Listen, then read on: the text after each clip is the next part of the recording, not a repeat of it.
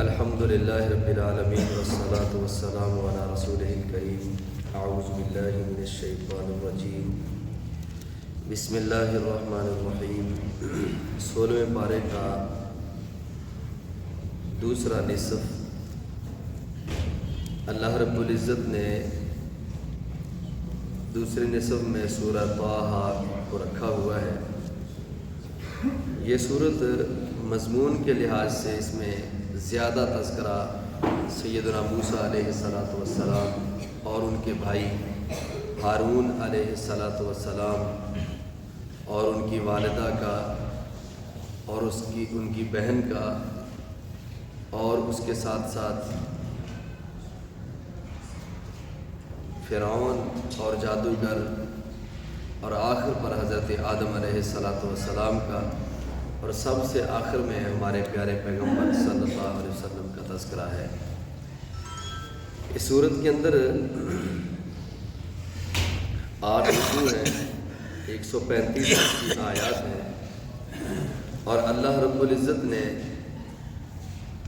شروع میں قرآن کا تذکرہ فرمایا اور رحمان کا تذکرہ فرمایا۔ اللہ رب العزت نے فرمایا طٰہٰ ما انزلنا علیک القرآن لتشقیٰ، ہم نے قرآن اس لیے تو نہیں نازل کیا کہ آپ کسی پریشانی میں پڑ جائیں، الا تذکرۃ لمن یخشیٰ، یہ تو ہم نے اس لیے نازل کیا ہے کہ یہ نصیحت ہو ہر اس شخص کے لیے جو اللہ سے ڈرتا ہے۔ قرآن ایک نصیحت ہے ڈرنے والوں کے لیے۔ اللہ رب العزت نے فرمایا تنزیلا ممن خلق الارض والسماوات العلی، اور یہ اس ذات کی طرف سے نازل کیا گیا ہے جس نے زمینوں اور آسمانوں کو پیدا کیا ہے۔ یعنی قرآن مجید اللہ کی طرف سے منزل من اللہ کتاب ہے، اللہ کے علاوہ اس کو کسی اور نے نازل نہیں کیا اور نہ رسول اللہ صلی اللہ علیہ وسلم نے اس کو گھڑا ہے۔ آگے اللہ رب العزت نے اپنی صفات بیان فرمائی، الرحمن علی العرش استویٰ، رحمان اپنے عرش پر مستوی ہے۔ یہ عقیدوں میں سے ایک عقیدہ ہے کہ اللہ کہاں ہے، اللہ کہاں ہے۔ سب لوگ پوچھتے ہیں کہ اللہ کہاں ہے۔ کوئی کہتا ہے ہر جگہ پہ موجود ہے، کوئی کہتا ہے کہ دل میں موجود ہے، دلوں میں اللہ ہے، کوئی کچھ کہتا ہے، کوئی کچھ کہتا ہے۔ قرآن مجید سے اگر پوچھا جائے، کیونکہ دنیا کے اندر سب سے صحیح اگر بات ہے تو وہ اللہ کی بات ہے، قرآن کی بات ہے۔ قرآن کہتا ہے کہ اللہ نہ تو ہر جگہ پہ موجود ہے، نہ دلوں میں موجود ہے، بلکہ اللہ الرحمن علی العرش استویٰ، اللہ اپنے عرش پر مستوی ہے، اور اللہ کا جو علم ہے وہ ہر جگہ پہ ہے، اللہ کی قدرت ہر جگہ پہ ہے، اللہ رب العزت کا اختیار ہر جگہ پہ ہے، ذرے ذرے پر، قطرے قطرے پر، پتے پتے پر، ہر جگہ پہ اللہ کا اختیار ہے۔ کوئی جگہ ایسی نہیں، کوئی چپا ایسا نہیں، کوئی قریہ، کوئی بستی ایسی نہیں جو اللہ کی نظر سے اوجھل ہو، اللہ کی سماعت سے دور ہو یا اللہ کی بصارت سے دور ہو۔ کوئی ایسا قطع نہیں ہے کہ جس کو اللہ اپنی نظر میں نہ رکھتا ہو، جو اللہ کے علم میں نہ ہو۔ ہر جگہ پہ اللہ کا علم موجود ہے، اللہ کی قدرت موجود ہے، اور اللہ بنفس نفیس اپنے عرش پر موجود ہے۔ کما یلیق بشانہ، جیسے اللہ کی شان کو لائق ہے وہ اس طرح وہاں پر موجود ہے۔ امام مالک رحمۃ اللہ علیہ سے سوال کیا گیا کہ اللہ رب العزت اپنی کرسی پر کس طرح بیٹھا ہوا ہے، تو امام صاحب نے کہا کیفیتہ مجہول، اس کی کیفیت کا کسی کو پتہ نہیں، والسؤال بدعۃ، اور اس طرح کا سوال کرنا یہ بدعت ہے۔ اللہ کی ذات کے بارے میں سوال نہیں کر سکتے آپ کہ وہ کہاں ہے، کیسا ہے، اس کا جسم کیسا ہے، ہاتھ کیسے، بیٹھا کیسے، کھڑا کیسے، آتا کیسے، جاتا کیسے، بالکل بیان نہیں کر سکتے یہ، ورنہ انسان اپنے ایمان سے ہاتھ دھو بیٹھے گا۔ بس سوال بدعۃ، سوال کرنا اس کے لیے بدعت ہے۔ تو اللہ اپنے عرش پر مستوی ہے۔ آگے اللہ رب العزت نے موسیٰ علیہ السلام کا جو تذکرہ کیا، اس میں ایک استفہامیہ انداز اللہ تعالیٰ نے اپنایا، وَمَا تِلْكَ بِيَمِينِكَ يَا مُوسیٰ، موسیٰ یہ تمہارے ہاتھ میں کیا ہے؟ باتیں ہوتی تھی نا طور پہاڑ کے اوپر، موسیٰ علیہ السلام وہاں جاتے تھے، اللہ کے ساتھ باتیں کرتے تھے، اللہ باتیں کرتا تھا اپنے پیغمبر سے. اور ایک دن اللہ رب العزت نے پوچھا موسیٰ تمہارے ہاتھ میں کیا ہے؟ وما تلک بیمینک یا موسیٰ، موسیٰ تمہارے ہاتھ میں کیا ہے؟ اور جب کسی سے محبت ہو تو پھر ایک بات کو لمبا کیا جاتا ہے، باتیں اور کی جاتی ہیں، اور جب نفرت ہو تو بات کا کئی مرتبہ جواب بھی نہیں دیا جاتا کہ پھر بتائیں گے، اچھا بتا دیں گے. موسیٰ علیہ السلام کو اللہ کے ساتھ اتنی محبت ہے، اتنی محبت ہے. اللہ پوچھتے ہیں اے موسیٰ ہاتھ میں کیا ہے؟ تو آگے سے جواب بتا، کہنا تو یہ کہ چاہیے تھا کہ اللہ میرے ہاتھ میں ڈنڈا ہے، اس کے آگے تو کوئی جواب نہیں بنتا، لاٹھی ہے. لیکن کیا کہتے ہیں ہی عصایا، اللہ یہ میرا عصا ہے، میری لاٹھی ہے. اتوکع علیہا، میں اس کے ساتھ ٹیک لگا کے کھڑا ہو جاتا ہوں. احش بها علی غنمی، میں اس کے ساتھ اپنی بکریوں کو پتے جھاڑ کے کھلاتا ہوں. ولی فیہا معارب اخرى، اور بھی اس سے بہت سارے کام لے لیتا ہوں، یہ میری لاٹھی بہت کام کی لاٹھی ہے. اللہ نے کہا اچھا القیہا یا موسیٰ، اچھا ذرا اس کو زمین پہ پھینکو. فالقاها فاذا هي حیۃ تسعى، جب اس کو پھینکا تو وہ بہت بڑا اژدہا بن گیا، سانپ بن گیا. قال خذها ولا تخف سنعيدها سيرتها الاولى، موسیٰ اس کو پکڑے. یہاں پر تو وہ تفصیل موجود نہیں ہے، لیکن 19ویں پارے میں اللہ نے اس کی تفصیل بیان کی ہے. جب موسیٰ علیہ السلام کو اللہ نے کہا نا کہ موسیٰ اس کو ذرا پھینکو، وَأَلْقِ عَصَاكَ فَلَمَّا رَآهَا تَهْتَزُّ كَأَنَّهَا جَانٌ، جب اس کو دیکھا وہ ہلتا ہوا ایک سانپ بن گیا ہے. واللہ مدبرا، موسیٰ علیہ السلام دوڑ گئے. وہ کتنا نیچے چلے گئے طور پہاڑ سے، طور پہاڑ پیچھے چلے گئے، دوڑ کے چلے گئے. ولم يعقب، پیچھے مڑ کر بھی نہیں دیکھا. یعنی جب وہ سانپ بن گیا نا موسیٰ علیہ السلام ڈر گئے، اتنا بڑا سانپ بن گیا. پھر اللہ نے کہا یا موسیٰ لا تخف، موسیٰ ڈریے نا، انی لا یخاف لدی المرسلون، میرے پاس میرے پیغمبر ڈرا تو نہیں کرتے. اور یہاں اللہ نے فرمایا اے موسیٰ خذها ولا تخف سنعيدها سيرتها الاولى، اس کو پکڑو، ڈرو نہیں، یہ اپنی پہلی حالت میں ہی آ جائے گا. یعنی ڈنڈا تھا، ڈنڈا ہی بن جائے گا، ایسا ہی بن جائے گا. اس کو ذرا ہاتھ تو لگاؤ، ذرا آپ اندازہ لگائیں.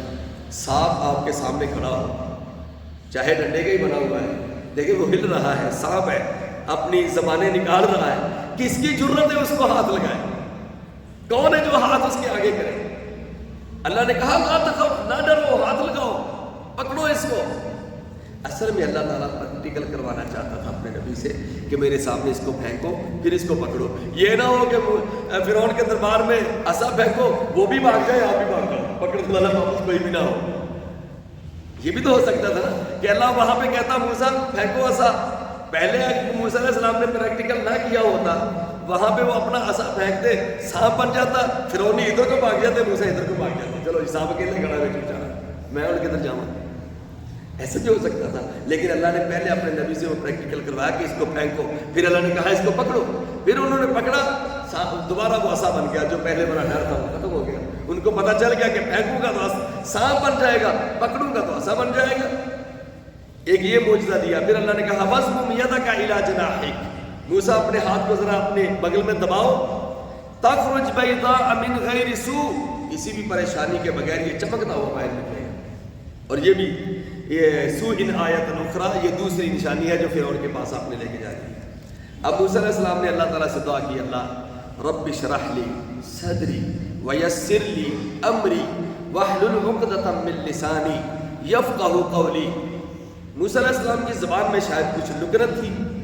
بعض نے لکھا ہے کہ وہ کوئلہ انہوں نے اپنی زبان میں رکھ لیا تھا، واللہ عالم، کوئی ایسی روایت ہے یا نہیں، میرے علم میں نہیں ہے. تو انہوں نے اللہ تعالیٰ سے شرح صدر کی دعا کی. رب اشرح لی صدری، اے اللہ مجھے آپ نے پیغمبر بنا دیا ہے، میرا سینہ کھول دیجیے، بات کرنے کا ڈھنگ آ جائے، گفتگو کرنے کا طریقہ آ جائے، عام لوگوں سے ہٹ کے اچھی اور ایسی گفتگو کروں کہ لوگ مائل ہونا شروع ہو جائیں. رب اشرح لی صدری ویسر لی امری، اللہ یہ نبوت والے معاملے میرے لیے آسان فرما دے. واحلل عقدۃ من لسانی، اے اللہ میری زبان کی لکنت اس کو ختم کر دے. یفقہوا قولی، تاکہ لوگ میری بات کو سمجھیں. اور آگے ایک اور بھی دعا کی انہوں نے وَاجْعَلْ لِي وَزِيرًا مِّنْ أَهْلِي، اے اللہ میرے گھر والوں میں سے میرا کوئی نائب مقرر کر دے، میرا کوئی ساتھی مقرر کر دے، میرا کوئی مددگار مقرر کر دے تاکہ وہ میرے ساتھ چلے۔ ہارون اخی، یعنی کہ ہارون کو اشدد بہ ازری، اس کو میرے ساتھ ملا دے تاکہ میرا معاملہ اور مضبوط ہو جائے۔ تو اللہ رب العزت نے حضرت موسیٰ علیہ السلام کی دعا کو قبول کیا اور اللہ نے ان کو بھی نبی بنا دیا۔ پھر آگے ان کی پیدائش کا واقعہ ہے، اماں کی طرف وحی کی، اللہ رب العزت نے الہام کیا کہ اب جب فرعونی بچوں کو قتل کرنے کے لیے آئیں تو آپ ان کو صندوق میں ڈال کے دریا کی لہروں کے حوالے کر دیں، اللہ ان کو نبی بنا کے رسول بنا کے آپ کو واپس کرے گا۔ اب ماں کا بھی جگرا دیکھیے، اللہ اکبر، چھوٹا سا بچہ ہے، صندوق میں ڈال کے دریا میں ڈال دیا، دل پہ کیا گزرتی ہوگی، کتنا دل پریشان ہوگا۔ ماں سے پوچھئے ذرا، جن کے بچے ان کی آنکھوں کے سامنے ذرا ان کو سمندر میں ڈال کے دیکھیں، دریا میں ڈال کے دیکھیں، پتہ چل جائے گا ماں کو کتنی محبت ہوتی ہے بچے سے۔ لیکن اللہ رب العزت فرماتے ہیں وَأَصْبَحَ فُؤَادُ أُمِّ مُوسَىٰ فَارِغًا، ہم نے موسیٰ علیہ السلام کی ماں کے دل کو مضبوط کر دیا، مضبوط دل ہو گیا نا ان کا، اور انہوں نے اس کو برداشت کر لیا۔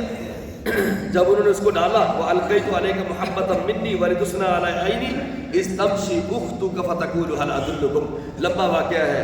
بہن جو ہے وہ صندوق کے ساتھ ساتھ چلنا شروع ہو گئی، اور جب دیکھا فرعونیوں نے، ان کے لشکر نے ان کو نکال لیا، گھر میں لے گئے، اور ان کی بیوی نے، فرعون کی بیوی نے ان کو پکڑا اور اپنے گھر میں لے گئی، کہنے لگی باقی چاہے سارے بچوں کو مار دو، اس کو نہیں مارنا، ہم اس کو اپنا بیٹا بنا لیتے ہیں، ہم اس سے فائدہ اٹھا لیں گے، لوگوں کو کیا پتا کہ یہ کن کا بیٹا ہے، ہم کہہ دیں کہ یہ ہمارا ہی بیٹا ہے۔ اب دیکھیں اللہ کی قدرتیں کہ جو مروانا چاہتا تھا اسی کے گھر میں موسیٰ علیہ السلام کو پالا ہے، اسی کے گھر میں اس کی خوراک کا انتظام کیا، اسی کے گھر میں اس کے لیے رہنے سہنے کا انتظام کیا۔ اب موسیٰ علیہ السلام کسی بھی عورت کا دودھ نہیں پی رہے، آخر بھوک لگی، رونا شروع ہو گئے، روتے روتے جناب 1 گھنٹہ گزرا، 2 گزرے، 3 گزرے، اس کو بلایا اس کو بلایا، کوئی نہیں، جو بھی عورت آتی ہے بچوں والی اس کا دودھ پلاتے نہیں پیتے۔ آخر وہ جو بچی ساتھ ساتھ چل رہی تھی ان کی بہن کہنے لگی کیا میں آپ کو بتاؤں، ایک ایسا گھر اگر آپ ان گھر والوں کو بلا لیں، اس عورت کو بلا لیں، تو مجھے امید ہے کہ یہ بچہ دودھ پی لے گا۔ یہ نہیں کہا کہ اسی کا بچہ ہے، یہ کہا کہ اگر آپ کہیں تو ہم اس کو بلا لیں۔ اللہ اکبر، کہا بلا لیجئے۔ اس عورت کو بلایا، موسیٰ علیہ السلام نے دودھ پینا شروع کیا، یعنی موسیٰ علیہ السلام کی والدہ کو بلا لیا۔ اب موسیٰ علیہ السلام کا بھی اسی گھر میں رہنا سہنا ہے، ماں کا بھی اسی گھر میں رہنا سہنا ہے، دونوں کی خوراک کا اللہ نے انتظام وہی کر دیا، ماں کو بھی پے مل رہی ہے، سیلری مل رہی ہے بچے کو پالنے کی، اور دونوں ماں بیٹا اکٹھے بھی ہیں، دودھ بھی اپنی اماں کا پی رہے ہیں اور پل بھی رہے ہیں۔ وہ جو کہتا تھا انا ربکم الاعلی، میں تمہارا سب سے بڑا رب ہوں، اسے اتنا بھی پتہ نہیں چلا کہ جو میرے گھر میں پل رہا ہے یہ وہی موسیٰ ہے جس کو ختم کرنے کی میں نے ٹھانی ہوئی ہے، یہ وہی موسیٰ ہے جو کل کو میری اس جناب حکومت کا تیا پانچا کر کے رکھ دے گا، اس کو ختم کرے گا۔ پتہ ہی نہیں ہے، خود کہتا میں تمہارا سب سے بڑا رب ہوں، لیکن اتنا ہی نہیں پتا ہے کہ کل کو یہ آنے والا بچہ میرا حشر کیا کرنے والا ہے۔ اللہ اکبر۔ اللہ رب العزت نے آگے موسیٰ علیہ السلام کا وہ چلتے چلتے پھر تذکرہ آ گیا جادوگروں کا، وہ آپ نے پیچھے 9ویں پارے میں سن لیا ہے۔ آگے اللہ رب العزت نے جادوگر کا، وہ جس نے بچڑا بنایا تھا سب سے سونا اکٹھا کر کے، اور وہ بچڑا بنا کے لوگوں کو دیا کہ موسیٰ علیہ السلام جو تمہیں تمہارا رب کہہ رہے ہیں کہ وہ آسمانوں پہ رہتا ہے، پتہ نہیں ہم نے کون سا دیکھا ہوا ہے، یہ دیکھو یہ تمہارا رب ہے، جب ہوا چلتی ہے آوازیں نکالتا ہے، یہ تمہیں بلاتا ہے آؤ میری عبادت کرو، تم سے چندے مانگتا ہے، تم سے پیسے مانگتا ہے، دو اس کو۔ اس نے کاروبار شروع کر لیا، خوب چمکا کاروبار۔ موسیٰ علیہ السلام 40 دن کے لیے اللہ تعالیٰ کی ملاقات کے لیے طور پہاڑ پہ جا چکے تھے، وہ وہاں عبادت کر رہے تھے۔ حضرت ہارون علیہ السلام بہت روکتے رہے کہ باز آ جاؤ، یہ شرک ہے، اللہ تعالیٰ نے یہ جائز قرار نہیں دیا ہے، لیکن قوم ان کے پیچھے چلنے والی نہیں تھی۔ اللہ اکبر۔ موسیٰ علیہ السلام جب واپس آئے تو حضرت موسیٰ علیہ السلام نے پکڑ لیا اپنے بھائی کو بالوں سے پکڑا اور ان کو گھسیٹنا شروع کیا۔ قال یا ابن ام لا تأخذ بلحیتی ولا برأسی، بھائی کہنے لگے، ہارون کہنے لگے میرے ماں کے بیٹے، لا تأخذ بلحیتی ولا برأسی، इन्नी खशीतु अन तक़ूल फ़र्रक़्त बैन बनी इसराइल वलम तरक़ुब क़ौली, मैं तो इसलिए कोशिश तो करता रहा लेकिन ये लोग मेरी बात नहीं मान रहे थे। मुझे डर था कि कहीं ये हमारे दरमियान फ़िरक़ाबाज़ी पैदा ना कर दे।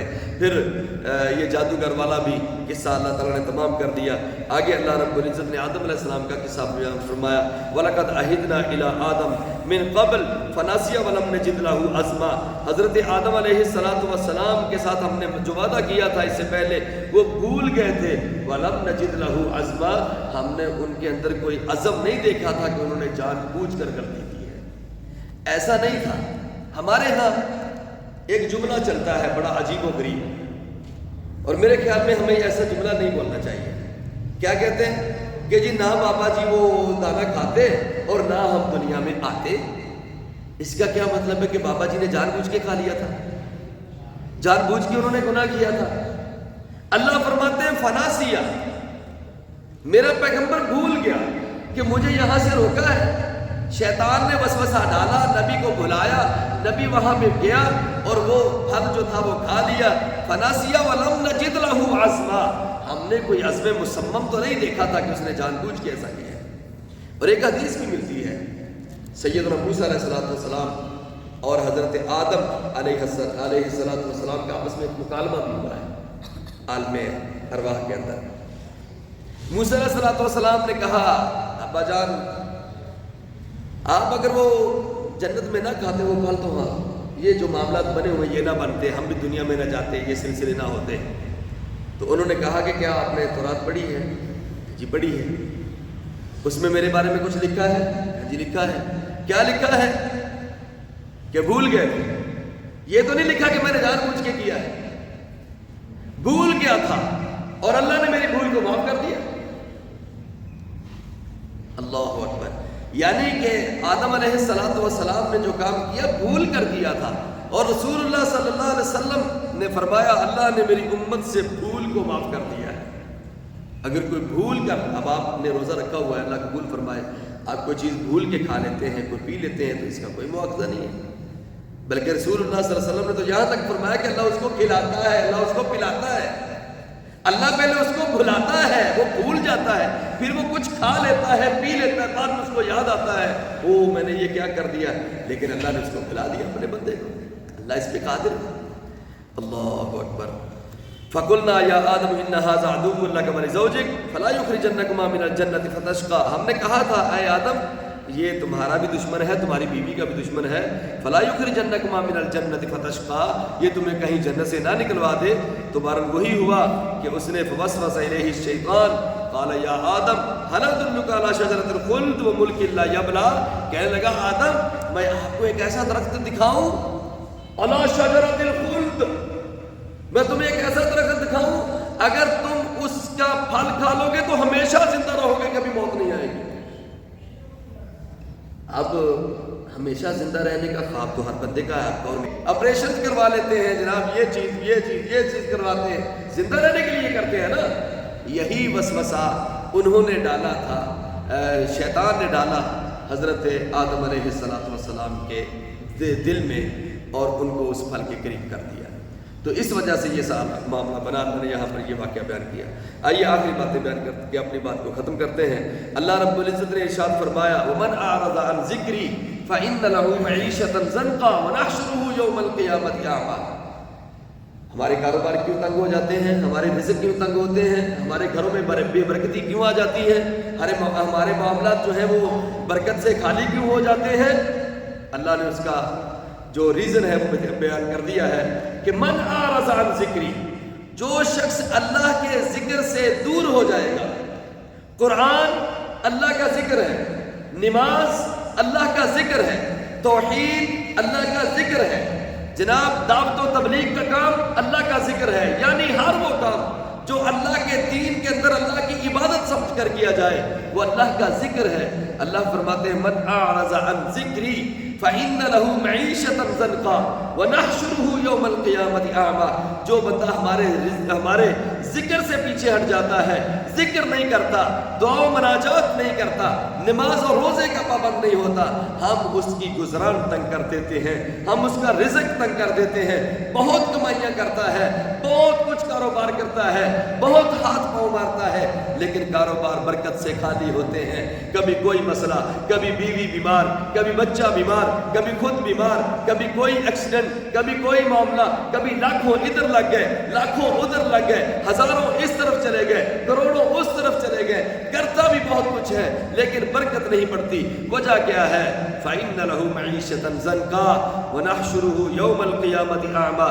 قرآن کا اعلان ہے کہ تم نے اللہ کے ذکر سے منہ موڑا ہے، اللہ کی برکتوں نے تم سے منہ موڑ لیا، اللہ کی رحمتوں نے تم سے منہ موڑ دیا، اللہ کی رحمتیں تیرے گھر سے دور چلی گئی ہیں۔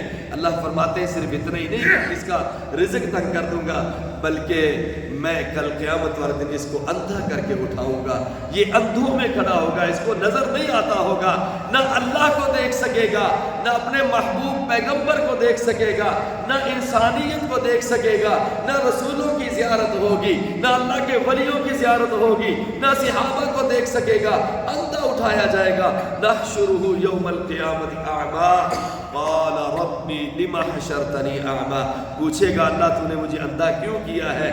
وَقَدْ كُنْتُ بَصِيرًا، حالانکہ میں تو بہت تیز نظر کا آدمی تھا، دنیا میں میری نظر بڑی تیز تھی۔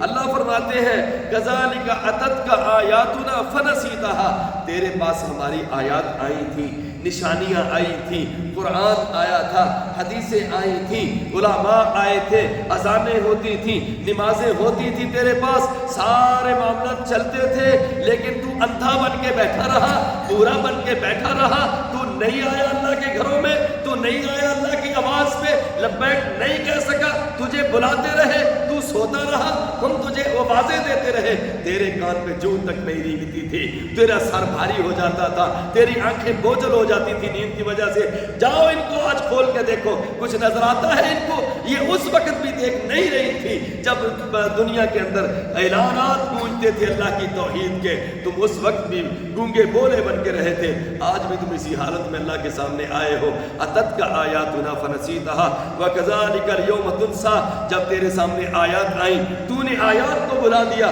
جا آج ہم نے تجھے بلا دیا ہے، جاؤ پچھلی صفوں میں چلے جاؤ، تیری کوئی ضرورت نہیں ہے ہمیں۔ اللہ اکبر، کیا ان لوگوں میں شامل ہونا چاہتے ہیں یا ان لوگوں میں کہ جن کو اللہ باز دے گا؟ این المتحابون فیہ، میرے لیے، میری ذات کے لیے ایک دوسرے سے محبت کرنے والے کہاں ہیں؟ راتوں کو چھپ چھپ کے اپنی آنکھوں سے اللہ کے ڈر سے آنسو بہانے والے کہاں ہیں؟ ایک ہاتھ صدقہ کرنے والے، دوسرے ہاتھ کو پتہ نہ لگنے دینے والے کہاں ہیں؟ اور بدکاریوں سے بچنے والے، جب عورتیں ان کو دعوتیں دین گناہوں کی، یہ اس سے اپنے آپ کو بچانے والے آج کہاں ہیں؟ کھڑے ہو جائیں۔ وہ لوگ جو اللہ کی حیبت سے کانپ جاتے ہیں اور ان کے دل ڈر جاتے تھے جوانی کے اندر اپنے اللہ کی عبادتیں کرنے والے، آج آ جائیں، اللہ کے عرش کے سائے کے نیچے کھڑے ہو جائیں، آج اللہ کی رحمت میں کھڑے ہو جائیں، اللہ کے جاہ و جلال سے بچے اور اللہ کی رحمت میں کھڑے ہو جائیں۔ کیا خیال ہے، ان لوگوں میں شمولیت کرنی ہے یا ان لوگوں میں شامل ہونا ہے جو اندھے ہوں گے؟ اللہ کی قسم یہ چند روزہ زندگی ہے، آج نہیں تو کل ختم ہونے والی ہے۔ آئیے اپنی آنکھوں کو کھولیں، اپنی آخرت کی فکر کریں، اپنی قبر کی فکر کریں۔ مرنا ہے، چار کاندھوں پہ اٹھا کے لے جایا جائے گا، قبر کی اندھیر کوٹھڑی میں بند کر کے تیرے بیٹے بھی، تیری بیٹیاں بھی، تیرے والدین بھی، تیری بیوی بھی واپس اپنے گھر میں آ جائے گی۔ اللہ کی قسم تیرا کوئی پرسان حال نہیں ہوگا وہاں، تجھے اپنے اعمال کے ذریعے ہی چلنا پڑے گا، آگے کا سارا لمبا سفر تیرے اعمال کے ساتھ ہوگا، تو ایسے ویسے نہیں چل سکے گا۔ اس لیے آج اندھا بن کے زندگی نہ گزار، آج اللہ کے نے جو بصیرت دی ہے کھول ان کو، کھول اپنی آنکھوں کو اور منظر دیکھ، آجا اپنے اللہ کے پاس، اب بھی جھکا لے اپنے سر کو، انشاءاللہ آج کا یہ جھکا ہوا سر کل قیامت والے دن تجھے سر نہیں جھکنا پڑے گا، تیری گردن اس دن نہیں جھکے گی، تو اللہ کے سامنے کھڑا ہوگا، تجھے شرمندگی سے اپنی آنکھیں نہیں جھکانی پڑے گی، تیرا سر شرمندگی سے نہیں جھکے گا، انشاءاللہ تو نمازیوں میں کھڑا ہوگا، تو روزے داروں میں کھڑا ہوگا، عمرے کرنے والوں میں کھڑا ہوگا، افطاریاں کرانے والوں میں کھڑا ہوگا، قیام اللیل کرنے والوں میں کھڑا ہوگا، قرآن پڑھنے والوں میں کھڑا ہوگا، قرآن حفظ کرنے والوں میں کھڑا ہوگا، تو درس و دروس دینے والوں میں، سننے والوں میں کھڑا ہوگا۔ یہ اللہ کی قسم صحیح راستہ ہے۔ حامان، شداد، فرعون اور باقی اللہ کے نافرمانوں کا راستہ ٹھیک نہیں ہے، وہ راستہ جہنم کی طرف جانے والا ہے، یہ راستہ جنت کی طرف آنے والا ہے۔ آؤ اللہ کی جنت کی طرف ادعو، آ جاؤ، سارعو الی مغفرۃ من ربکم وجنۃ ارضها، اللہ کی جنت کی طرف دوڑ کے آ جاؤ، اللہ کی مغفرت کی طرف دوڑ کے آ جاؤ۔ اللہ مجھے اور آپ کو عمل کی توفیق نصیب فرمائے۔ وآخر دعوانا